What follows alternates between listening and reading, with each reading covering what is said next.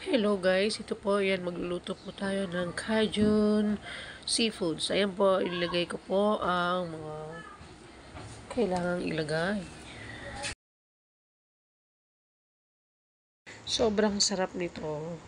Yung pinaka-sauce kasi niya, yung pinaka-liquid po kasi niya is, ano yan, purong dairy cream.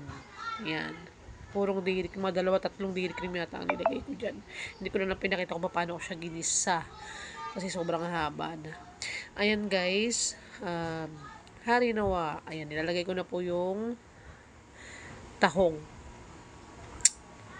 Ayan. So, ayan guys, sana hindi siya lagyan ulit ng violation. Hindi ko alam kung anong violation po yung nilagay ni Mameta. Kasi na-flag content po itong aking, so pangatlong attempt ko na po to. So sana po hindi na siya ma-violate. Ayan.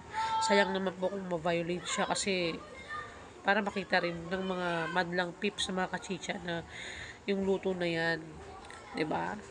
Ayan, inagay ko yung tahong. Ayan po. Halo-haluin natin. Wag ako kasi hinalo ko pero hindi naman napunta sa ilalim yung niya. Laman ng tahong. Sobrang sarap niyan kahit isabaw mo yung niya. Masarap po talaga siya. Ayan, halo-haluin natin ng pakonti-konti. Ayan.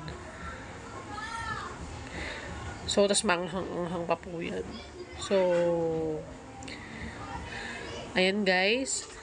Sana po magustuhan niyo mga kachicha. Maraming salamat po. Bye-bye.